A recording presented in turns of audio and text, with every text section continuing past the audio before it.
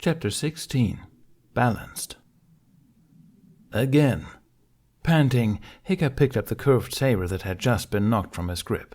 Sweat trickled from his hairline, cooling the side of his face against the heat of exertion and the warm, spring air. He firmly ignored the vicious smile on the face of his taller opponent as he fell back into his stance. Though Domokos mercilessly trained Hiccup in archery over the last 3 weeks, the Magyar warrior insisted that the boy gain sufficient skill in swordplay as well. Every other day Hiccup found himself being knocked around by his sparring partner, as Domokos objectively watched from the sidelines. Solt kindly volunteered to spar with him every time. Hiccup already had the basics in theory, but practice was hard for him with the heavy broadswords provided on Burke. Using the thinner, lighter metal of his saber gave him the opportunity to play out what he used to witness on a daily basis. The Vikings made sword fights a sport of how hard one could hit someone with a blade. The harder one hit, the less likely it was that the opponent would get up, thus creating the opportunity to move onto another victim. With the Magyar, speed and accuracy were more favored. Their swords were made for versatility, one-handed weapons for quick jabs and even quicker blocks. Unprepared, if suited, for the new manner of blades, Hiccup soon developed a sore wrist from all the weight taken at different angles. It constantly turned in the motion of a dance, oftentimes bearing the brunt more than his entire arm would after a workout. Domokos continually directed him to lock his wrist, but Hiccup had yet to figure out how to maintain a locked wrist under duress. Hiccup knew he could not beat Solt, not when the other man had been wielding his saber since he could walk. Still, Hiccup had been doing much better with weapon handling in general ever since Domokos caught him preparing to battle with a sword in his right hand, after he had been drawing the bowstring back with his left since the beginning of their training. Naturally, Hiccup knew he was left-handed. He knew he wrote with his left hand and cut with his left hand. He knew he always felt the inclination to unsheathe the weapon with his left hand. But he fought for the pretense of being right-handed, with the exception of his dagger, which was small enough that no one would notice him wielding it. Hiccup recalled the first time Astrid ever sent him the stink eye. He was 7 and had been playing around with a wooden sword, left-handed. She loudly asked if he knew which hand to use, ensuing much jeering at his expense from the others in his age group. That was when he first learned of the Vinstri stigma. The wrong hand. Weak, lame, and not right. He, along with every other Viking child, was taught the simple truth. The shield was held on the left, the weapon in the right. You didn't question things in Burke, you just did them. Desperately wanting to fit in, Hiccup followed that rule. Even though weapons felt clumsy and out of control at his right, even though he embarrassed himself countless times with his awkward handling. As long as no one saw him as a Vinstri, then he could continue his tentative illusion of one day being a part of his village. After all, physical strength could be gained, but fighting habits were forever. And now, years later, he was having his efforts of changing his preferences broken down. Domokos, with his hawk-like eyes, would pop up any time he so much as reached for something with his right hand. His left hand was out of practice, his muscles needed to have the memory worked on, and his own mind needed to have its inhibitions eradicated. It seemed like such a slow and tedious process when he kept getting beat by Solt over and over again, but if Hiccup could fix the damage done in trying to suppress his true self, then he could become the man he was meant to be, not the one Burke would have approved of. He was a Vinstri, and it was only one of the many things that could be considered wrong with him. He had to stop fighting it sometime. The shuffle of Solt's boot kicking up dirt alerted him to the man's fast approach. Hiccup swiftly brought up the saber, parrying a swing to the head. Solt would often throw his weight into a cutting blow such as that, and then had the remarkable ability to retract and redirect the force almost faster than Hiccup could counter. Head safe, Hiccup turned his blade vertical and jerked his arm across his body, using only the most essential movements to block the fast swing to his right side. He had to focus more on stability than offense. He could take the hits and not cave, as long as he was fast enough to parry before Solt slipped through his defense. Solt backed off after the brief locking of blades, and the two boys surveyed each other for a tense moment. Then he lunged again. "Attack, Ixti!"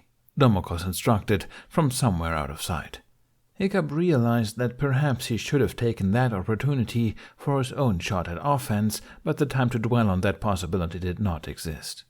Relentless in his attacks, Salt kept Hiccup from lamenting on the moment wasted by forcing him to focus on self-preservation. Hiccup hardly noticed being pressed backwards, too distracted with keeping his head on his neck to see the line of trees he neared. A shock went through his body with every blow, at first nothing more than jolts, and then growing as the spar went on, until Hiccup wondered if his arm wouldn't fall off with the next hit. Domokos often pointed this out as his main problem with swordplay. He did not attack at openings, and he did not choose evasion over blocking when the opportunity arose. A bad habit that often led to him being worn down too early into a fight. With a piercing war cry, Salt managed to knock Hiccup's sword from his slackening grip, and in a follow-up movement jabbed at Hiccup's unguarded body. Hiccup stumbled backwards to avoid the weapon and ended up catching his heel on the root. He fell to the ground with a pained grunt.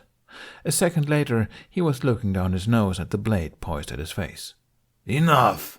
Domokos shouted, ceasing the fight. "We will eat now. Tunde and Raska have prepared boar. Ixti, we will work on bow work later." Hiccup nodded, chest heaving. He wiped dirt from his mouth and slowly made his way back onto his feet.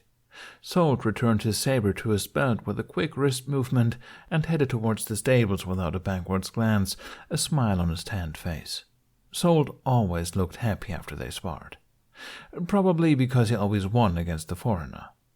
Hiccup was slower in his movements. As the heat of battle cooled from his blood, he became more mindful of strained and exhausted muscles throughout his body.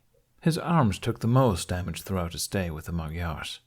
Be it archery or sword fighting, it was all on the opposite end of the spectrum compared to his past exercise of running and flying. Still breathing rather heavily, Hiccup made his way into a small yurt where excess weapons were stored. The clearing he had spent his time practicing weapons on served as training ground located deep into the mainland. It wasn't used much by the older crowd, but children would often come by for instruction or practice. In fact, Hiccup would wager that he was the oldest trainee currently using it. He dropped off the saber next to a couple others, all of which belonged to deceased and extended family members with no immediate heirs, and promptly left the grounds with his mind solely on food. He began the moderate walk to the stables, where Toothless liked to haunt during Hiccup's human time. For some unfathomable reason, the dragon loved to lie on straw. He found it just soft enough to draw him into sleep, but able to itch his belly when he wanted to. Personally, Hiccup couldn't see the appeal in the bedding, but then he didn't have scales. Toothless also claimed the horses were good company, even if Hiccup didn't believe the dragon could communicate with horses as they could with each other. Still, the boy was more thankful that Toothless didn't feel abandoned with all the time he spent with Domokos as of late. Hiccup followed the thinly visible path with a tender limp. The back of his ankle had begun to pull with each step, and he could only chalk it up to the amount of lunging he had to do during the last portion of training. He tried to keep his mind tuned into his surroundings rather than the pain. This was one of the more recent instances where he walked through the woods unguided by one of the Niag clan. Hopefully he'd make it to the shores without getting lost, or he'd never hear the end of it from Domokos. Domokos' clan settled in the lands nearly 50 years ago when the number of their members grew too great to resume their nomadic ways. Realizing the lands, while rich for agriculture and hospitable for humans, were in a time of cultural war, they took precautions to their survival. Numerous hidden camps were mapped along the shore, into the mainland and on the island. At night, many of the clansmen slept on the islet in the underground bunker, while their horses were kept in a stable a short ride from the shore. They were determined to see the war through to the end. They had pathed from camp to camp, but ones that were really only useful to those who knew where to look. And while gaining some confidence in his ability to navigate the forests, Hiccup still felt relieved upon seeing the long wooden structure housing dozens of horses. He entered a barn constructed to be just low enough to make use of the tall surrounding trees, and immediately noticed Domokos and Salt had already left, their horses missing from the usual spots. Hiccup waved to a couple of familiar barn hands that were on duty, a shift that constantly rotated throughout the day among all members of the clan. "Hey, buddy," he called upon seeing the out-of-place, dark mass that was Toothless. "Want to get some food?" The Night Fury opened his jaws in a mighty yawn, his split tongue furling back into his mouth. "The humans don't want to share with me," Toothless stated indifferently, though he picked his body up off the straw anyhow. Several of the Nia clan, including Domokos, thought Toothless was an awesome creature to be respected, and several did not. Still, it was more than either of them hoped for when they chose to openly camp in the human settlement. "We'll do some dive fishing," Hiccup promised as he grabbed the saddle and harness propped up against the stall wall. He ignored the stares from the others present, far too used to the reactions to his seemingly one-sided conversations in Norse. "Okay by me." Toothless shrugged, and he still to be fitted. The dragon usually hunted his own game in the forest whenever he was hungry, but the pair still preferred to eat together. Despite Solt's and Domokos' head start, Hiccup could make it to the shoreline campsite before they did. Solt may have Hiccup on skills, but speed was the former Viking's forte. "Servus!" He waved farewell to the stable help. He and the dragon were up in the air before either of the mucking Magyars could raise their hands in a dumbfounded response. The boys banged with the air currents, speeding over the treetops and turning the sight below into a blur of green as they rapidly approached the river. They passed a pillar of smoke rising from a clearing about 100 fathoms from the shore. That was where the boar cooked.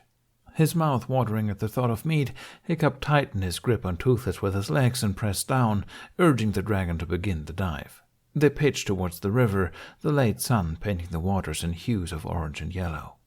"You're going to get a little wet," Toothless warned with hardly any time for Hiccup to change his mind. "It's fine," Hiccup got out before Toothless met the water with an open maw.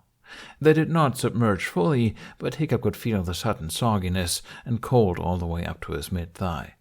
The sensation hardly registered as they burst upward in the same quick swoop, a shower of water lagging below them like a cape.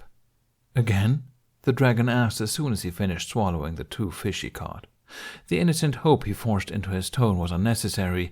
They both knew Hiccup would cave anyway. The boy chuckled and flicked his foot for an abrupt turnaround. The wind stung his cold, saturated pants, and he turned his mind to the warm meal he would be receiving soon enough. "Hurrah! Noch einen!" Excited shouts of Magyars catching sight of the diving pair floated up to greet them. Whether they trusted the dragon in their camp or not, no one could curb their awe of seeing the pair fly together. By the time Toothless declared his meal satisfactory, Hiccup's pants were weighted with water, and his sleeves and bottom half of his tunic were damp. The discomfort of his clothes really came to attention when he dismounted Toothless at the side of the roast and had to walk. Hopefully he would dry out a bit before he went back to training, otherwise he would be sure to develop some sort of rash. A short, round-faced, and generally pleasant girl named Katul waved the pair of boys over as soon as Hiccup desaddled the dragon. Here, Ixi," she called, and patted an empty spot by her hip. Of the 20 or so diners currently sitting around the fire, only a handful spoke English. Domokos' family, really, but the rest were nice enough to him. At the very least, they thought he had merit as entertainment. They had all witnessed him smack himself in the face with an arrow at least once. On Katul's other side was her brother Solt, who pursed his lips for a moment before hissing, "Nicht, bring ihn doch nicht hierher. Ist dein Fleisch?" His sister shot back snidely before smiling at the foreigner who had chosen to take up her offer. Hiccup didn't need to know the language to understand the gist of that familiar exchanging of words. Don't talk to him, and butt out. In spite of repeatedly getting his ass handed to him by the taller boy, Hiccup did not feel threatened by Solt outside of training. He was sure it wasn't something personal that continually offset Solt against him. The fact that he was a foreigner to them proved enough to warrant distrust. Hiccup could understand this attitude for a man who grew up trying to defend his culture against half of his own nation. Solt probably didn't trust his own neighbor. Ignoring Solt's petulant mow, Hiccup settled down next to Katul, who passed him a plate of meat. He thanked her in one of the few phrases he learned of Hungarian. She smiled delightedly, showing off the barest hints of dimples. Toothless curled up, back to back with Hiccup, giving the boy a prop to lean against. Before he could take his first, highly anticipated bite, Katul had already begun talking. "Did you learn much from Nagbatjam?" she warmed with. Hiccup learned early on that Nagbatjam was a term she referred to Domokos, her uncle, as. "Solt said you are not improving much, but I do not believe him. When will you start fighting on Tanlaus? Is he very bored?" How did you get wet? Did Nagbatjam do that to you?" "Katul," Domokos called from across the fire. "Let's the boy eat." Catul pouted and fell silent for all of a breath before whispering from the side of her mouth, "When can I ride Dunlaus?" There was nothing stealthy about her whispering, and Catul steadfastly ignored the flat stare her uncle cast her from the other side of the camp. Several of the other diners snickered, even the ones who understood no English. "Hey, Toothless," Hiccup said over his shoulder in his own tongue. "You up for giving rides?" "No." Grinning, Hiccup turned to the girl. "He's not ready for other passengers yet. Maybe someday." "You're a cruel, cruel human," Toothless informed him, "stringing along little girls like that." Hiccup was able to keep a light smile in the face of Catul's fallen expression. "Keep hanging out with those horses. You might change your mind," he muttered to the dragon and tore another hunk of meat from his share with his canines. His attempts at being discreet were far more successful than Catul's. "I will bite you." Hiccup moved his hand behind his back and flicked the dragon's dark hide. "Ow." A one-finned tail lashed up from behind and rapped Hiccup over the head. He nearly dropped his plate at the sudden assault. "Is everything all right?" Domokos politely asked, though, going by the wide smile on his broad face, he held back laughter. Looking around, Hiccup saw that most of the eaters were shaking with silent giggles before he realized they probably had witnessed a random dragon attack on his person. "Oh, yes," Hiccup assured, rubbing his head. He prepared to deliver a sharp elbow into the lazy body behind him for his trouble when Tunde, Domokos' sister and the mother of Solt and Catul, spoke. "Hixty, I'm almost finished with your nutrak," she informed him. Tunde resembled her brother in many ways, with similar eyes and bone structure, but she did not have the body of a hardened warrior. She was a short and slightly plump widow who spent most of her days helping to prepare meals and clothes for all of the tribe. But she and her brother both shared the same laugh lines on their faces, and both had a penchant for being easily entertained. Very much," Hiccup ducked his head in appreciation. "You did not have to do this for me." Tunde waved off his gratitude. "It was nothing. We cannot have you living in zoos for much longer." Hiccup's current clothes, even when dry, were a spectacle. Over the course of his training, they had steadily become riddled with small tears and strained seams. It didn't take long for Tunde to insist on making him new clothes, and no amount of protesting would deter her. Hiccup just managed to stop her from making Toothless a matching outfit. Getting the dragon to wear a harness had been hard enough. Hiccup didn't want to think what would happen if someone tried to make Toothless wear a tunic. "I helped, Anya." Catul was quick to enlighten him.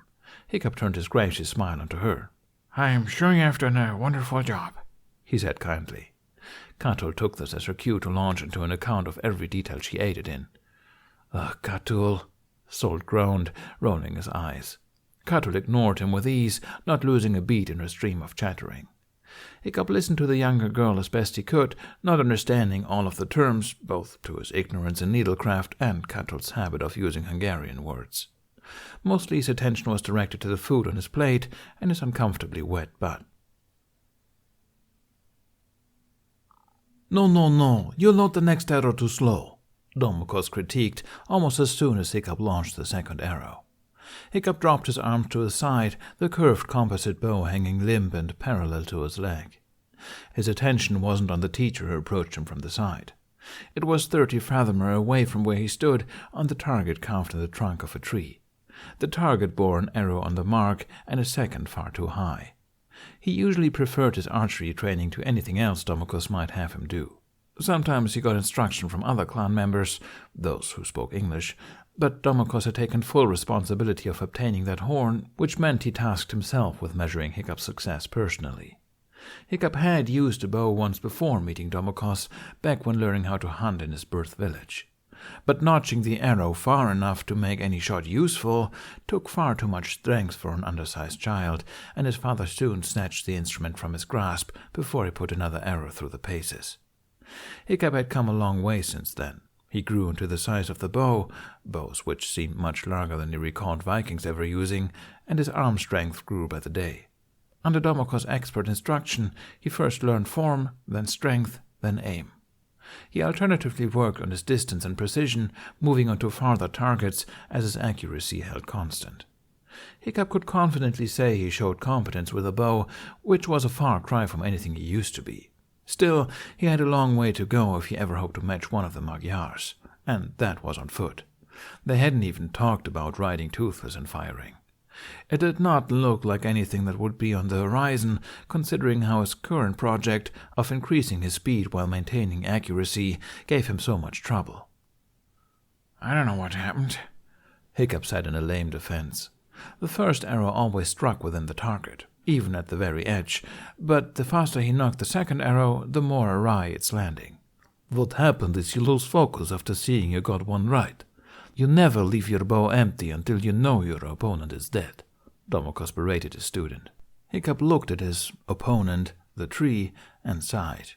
He understood where Domokos came from, but he still did not understand the point in focusing on speedy follow-up arrows. In the time it took for Hiccup to draw one arrow, Domokos could launch 3 and have all of them strike true. It seemed so far from what he was capable of that Hiccup felt more disheartened than awed. "But at least I hit one, right? Does the first shot count for nothing?" Domokos' hand went to his hips. "One does not go into battle planning to strike once and be done with it. This is a weapon that requires just as much preparation to persist as it does to release." "Of all the...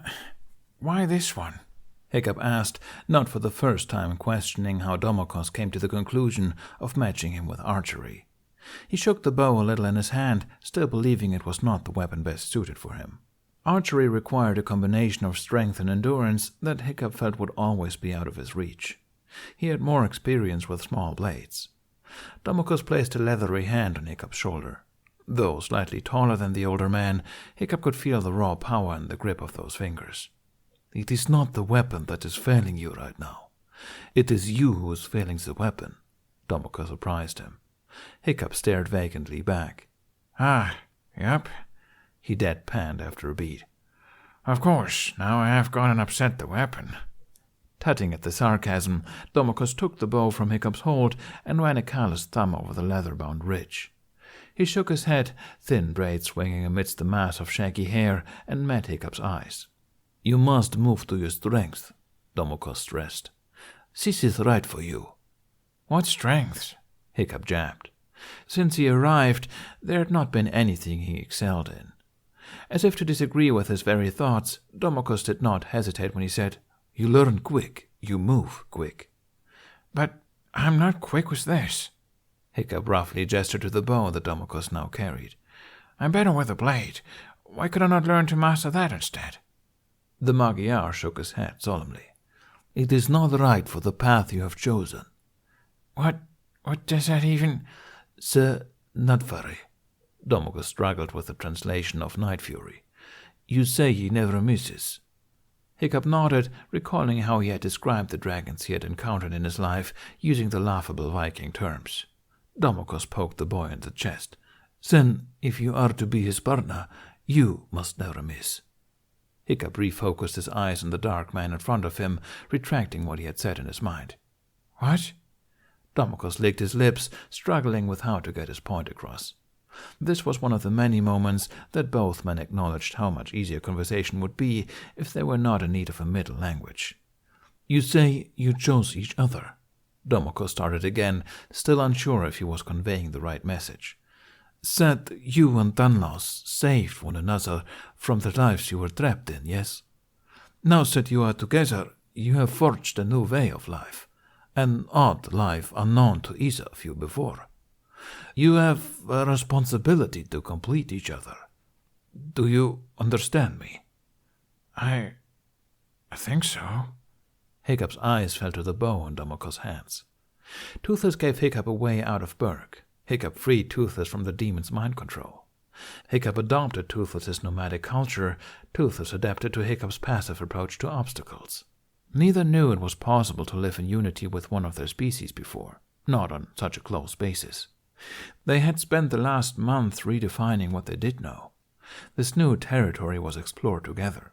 They didn't know where they'd be accepted or how to define what drove them. They just kept moving forward, through the air. But there was still that element of distortion that could be felt, that niggling insecurity where Hiccup still felt the need to bring himself closer to Toothless's level. Slowly, Hiccup's hand reached outwards to the bow, palm up, as everything started to clear for him. He wasn't doing this for himself. He was doing this for Toothless. They needed each other to fly, but why should Toothless be the only one fighting? Filled with a new resolve, Hiccup met the Hungarian's dark eyes and nodded. Yes, right. Domokos' pleased smile deepened into a broad grin, and he slapped the bow back into Hiccup's possession. Good. Now that you understand why, you need to understand how. Your biggest problem is your form. It relaxes after your first arrow. Here, balance is key. Through the core, we are all balanced.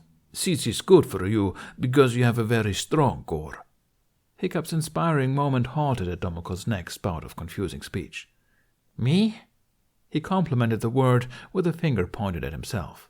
If Domokos meant what it sounded like he meant, then Hiccup would surely laugh. I am probably the most unbalanced person you will ever meet. No, I am the most unbalanced person you will ever meet. It is a fact, not a suggestion. You are with people who stand on horses moving at full speed. He'd seen it. In habit only, Domokos said, sounding assuring. If possible, Hiccup was left more confused. What? Domokos spoke his next word slowly. You walk as you are expected to walk, but you fly as you are. You see? No, said Hiccup shortly. Do not walk. Fly. Let it be your only movement. Okay, but Toothless is still... No, not unless. Domokos cut him off. I have seen you fly, Ixti. You have a very advanced balance. You carry yourself very well. But I don't carry my body at all, Hiccup argued, genuinely confused. Toothless carries me. Domokos was shaking his head the moment Hiccup said but. You do carry your body. You would not be able to move with such agility up there if you did not. It is the same for any rider. You keep yourself lifted. We carry ourselves as much as the horse carries us. Dead weight is a dead rider. Hiccup realized everything led back to being a rider. The archery, the balance. He had to wonder if riders were meant to train him since the beginning. Was the mermaid's gift of the horn for this purpose? Okay, he said. How do I fly when I'm not on Toothless? As if waiting for the question, Domokos immediately began his assault, starting with putting a hand on Hiccup's stomach, another just above his butt, and then physically pushing his hips forward. Hiccup didn't make so much as a squeak, too shocked at the forwardness. Tailbone tucked under, back straight, head up. Both hands went under Hiccup's jaw and pulled upward, stretching the neck. Domokos immediately pressed on the shoulders that tried to rise as well. Shoulders down, tight. He pushed on Hiccup's stomach hard, causing the boy to rock and almost undo all of the previous instruction. You must be tight here. This is how you fly. Keep your weight under you. Hiccup was almost too afraid to move for fear of breaking the posture that he had just been forcefully molded into. He tried to memorize the feel of it as well as discern whether he felt like this when he flew. He didn't. He felt control when he flew. Control over himself, not trapped. When you fire, you do not move your body. Only the arms. Then only move arm for second arrow. Do not move stomach, hips, or even shoulders. Keep your face to your target. Hiccup tried his best to follow the instruction as he turned his body appropriately to the target. He felt like he couldn't breathe properly, and his chest felt tight when he bent his arm towards the back quiver to select an arrow. He hoped it was something that would only get easier with practice. He knocked and fired the first arrow with a growing fluidity, using his thumb to draw rather than two forefingers, a practice he found far more effective, particularly with the use of a bone ring to keep the string from digging into his skin. Hiccup's arrow managed to hit within the target just shy of dead center. Now that he was conscious of what Domokos expected, Hiccup kept his focus on the alertness of his body, hardly taking into account of what happened with his fired arrow. He concentrated on maintaining the tight, almost restrictive, control over his torso as he reached for the second arrow, mindful of keeping his speed from lagging. He didn't sway and didn't dawdle with readjusting his aim. The second arrow wasn't in the target, but it was close, just above the border. This time, instead of feeling discouraged for not making 2 targets in a row at accelerated speed, Hiccup found energy in the marked improvement. He could sense the advance in obtaining total body control, and he wanted to try again and again until he got both shots in the center, knowing it could be done. Then he wanted to do it even faster. Excellent. Domokos praised, sensing the change in enthusiasm. When you get 3 in the target at that speed, then we will put you in motion. On Dunlos. Hiccup grinned at hearing the goal, though he didn't know how Toothless would feel about having him on his back while armed and actively firing. 9, he said, suddenly. Domokos, who had begun to move to the tree to retrieve the arrows, paused. 9? 9, Hiccup confirmed. It was triple the stipulation Domokos just gave, but he knew he wouldn't move on to mounted archery until he could shoot 9 successful arrows in rapid fire, a match for each of Toothless's fireballs.